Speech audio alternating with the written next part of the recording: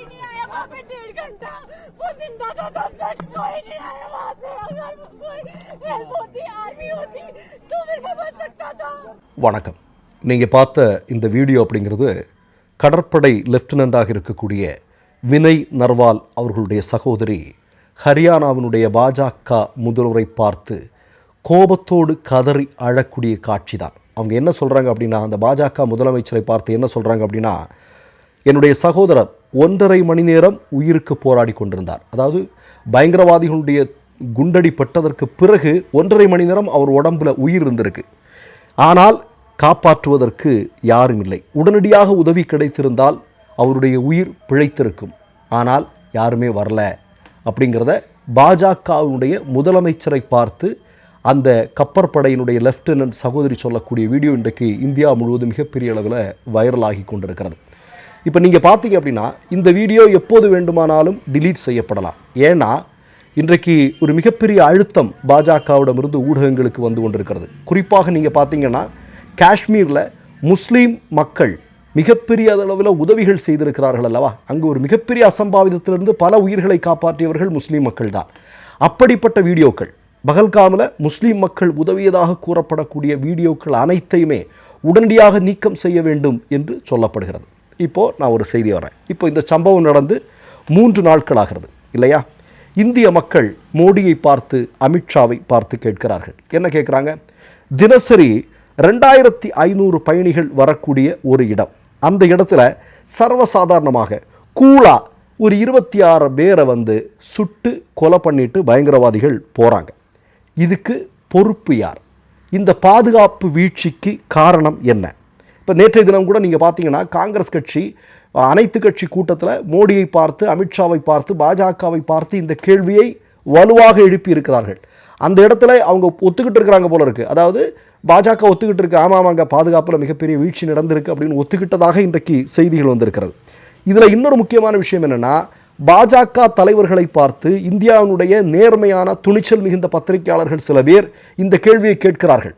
கேட்கும்போது என்ன நடந்திருக்குன்னா, நேற்றைய தினம் ஒரு பத்திரிகையாளரை பாஜக தலைவர்கள் எல்லாம் சேர்ந்து அடித்து உயிர் போகிற அளவிற்கு அடித்திருக்கிறார்கள் என்று சொல்கிறார். அவர் வந்து மிகப்பெரிய உயிர் பிழைத்திருப்பதே மிகப்பெரிய விஷயம், அந்த அளவுக்கு அடி கொடுத்துருக்குறாங்க அப்படிங்கிற தகவல்கள் எல்லாம் வந்து கொண்டிருக்கிறது. இப்போ நான் என்ன கேட்குறேன், இப்படிப்பட்ட நாடை நடுங்கக்கூடிய அளவுக்கான ஒரு சம்பவம் நடந்திருக்கிறது. இது எப்படி நடந்தது இல்லையா? இந்த சம்பவம் நடப்பதற்கான சூழல் என்ன இல்லையா? அதே மாதிரி நீங்கள் பார்த்தீங்கன்னா என்ன மாதிரியான தவறுகள் இந்த இடத்துல நடந்திருக்கு, இதுக்கெல்லாம் பொறுப்பாக மோடியும் அமித்ஷாவும் பதில் சொல்லணுமா வேண்டாமா? இப்போ நீங்கள் பதான்கோட் தாக்குதலாகட்டும், புல்வாமா தாக்குதலாகட்டும், இல்லை ஊரில் நடைபெற்ற தாக்குதலாகட்டும், இப்போ சமீபத்தில் நடந்த தாக்குதலாகட்டும், ஆனால் எக்ஸாக்டாக ஒரு அக்கௌண்டபிலிட்டியோட மோடியோ அமித்ஷாவோ இதுவரையிலும் பதில் சொல்லி இருக்கிறார்களா? கிடையாது. இப்போ நான் என்ன கேட்குறேன்னா, இப்போ நம்மளை மாதிரியான ஆட்கள் கேட்கும்போது, என்னப்பா சம்பவம் நடந்து இவ்வளோ நாள் இதுக்குள்ளே நீ வந்து எல்லாரையும் இது பண்ணுற அப்படின்னு நீங்கள் கேட்கலாம். ஆர்எஸ்எஸ்காரன் நம்மள்கிட்ட கேட்பான். நான் என்ன கேட்குறேன், நாங்கள் கேட்குறத கூட விடுங்கங்க. ஆனால் இப்போது இறந்து போன மக்களுடைய உறவினர்கள் பார்த்து கேட்கிறார்கள்.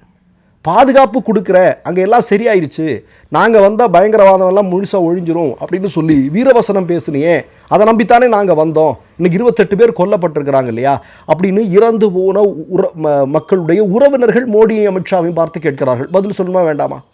இப்போ நீங்கள் திருப்பி தாக்குறீங்க, எல்லாம் பண்ணுறீங்க, அதெல்லாம் சரி. ஆனால் நான் நினைக்கிறேன்னா இந்த சம்பவத்திற்கான பொறுப்பு யார்?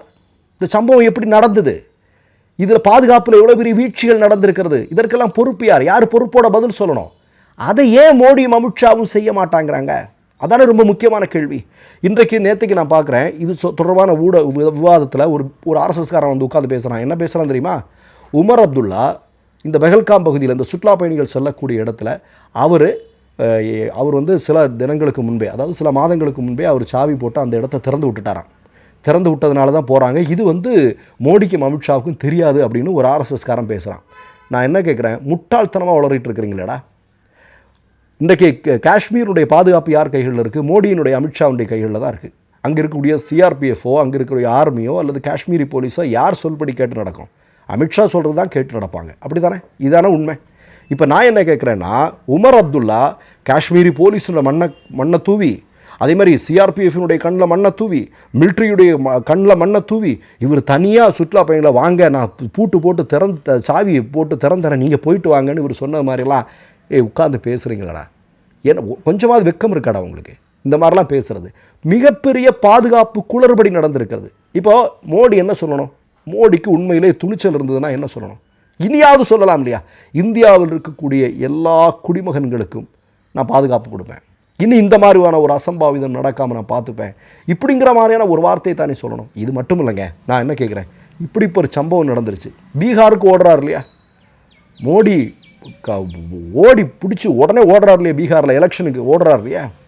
ஆனால் காஷ்மீருக்கு ஏன் போகலை? காஷ்மீருக்கு போகணும் இல்லையா, அந்த இடத்த பார்க்கணும் இல்லையா அவர். அப்போ அது என்ன பழக்கம் அது? மணிப்பூருக்கு ஏன் போகலை? மணிப்பூர் எப்படி இருக்குது, ஏன் இங்கெல்லாம் போக மாட்டேங்கிறாரு? அப்போ இது ஒரு முக்கியமான கேள்வி. இதையும் இன்றைக்கு மக்கள் கேட்க ஆரம்பித்திருக்காங்க. இந்திய சமூகம் இன்றைக்கு மோடியை பார்த்து, அமித்ஷாவை பார்த்து கேட்கிறார்கள். என்ன கேட்குறாங்க? இந்த பாதுகாப்பு குளறுபடிக்கு காரணம் என்ன? அதுக்கு பொறுப்பேற்றுங்க. ஏன்னா இதுக்கு பொறுப்பேற்றுக்கொண்டு ராஜினாமா செய்த காங்கிரஸ் தலைவர்களெல்லாம் இருக்கிறாங்க. காங்கிரஸ் ஆட்சியெல்லாம் இந்தியாவில் இருக்குது. இப்போ நான் என்ன கேட்குறேன், இப்படி ஒரு சம்பவம் நடந்துருச்சு, எல்லாத்தையுமே சரியாக கணிச்சிட முடியுமானா? எந்த ஆட்சி இருந்தாலுமே அதில் சிரமம் இருக்குது. ஆனால் நான் என்ன கேட்குறேன்னா, காங்கிரஸ் கட்சி ஆட்சி பொறுப்பில் இருக்கும்போது இப்படிப்பட்ட சம்பவம் நடந்தபோது நீ என்னெல்லாம் வீரவசனம் பேசின? இல்லை என்னெல்லாம் வீரவசனம் பேசின? இன்றைக்கி நீ தானே ஆட்சி பொறுப்பில் இருக்கிற. இப்போ ஒரு பதிலாவது சொல்லணும் இல்லையா, பொறுப்பாவது ஏற்றுக்கணும் இல்லையா. இது மாதிரி நடந்துருச்சுங்க, இனிமேல் நடக்காமல் பார்த்துக்கிறோம், எங்களுடைய பாதுகாப்பு சரியில்லை தான், நாங்கள் சில விஷயங்களில் நாங்கள் தவறடிச்சிட்டோம் அப்படின்னு சொல்லணுமா வேண்டாமா? இதை பண்ணலை. நான் இன்னொரு செய்தியை நான் சொல்கிறேன்.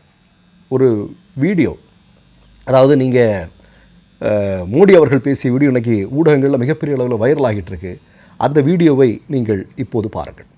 நாட்டிலே அந்த நாட்டினுடைய ராணுவ வீரர்களுக்கு பாதுகாப்பு இல்லை, இந்த நாட்டினுடைய எல்லைக்கு பாதுகாப்பு இல்லை, உள்நாட்டில் இருக்கின்ற மக்களுக்கு பாதுகாப்பு இல்லை. அது குஜராத்தோ கேரளாவோ தமிழ்நாடோ அந்த மாநிலங்களுக்கு பாதுகாப்பு இல்லை.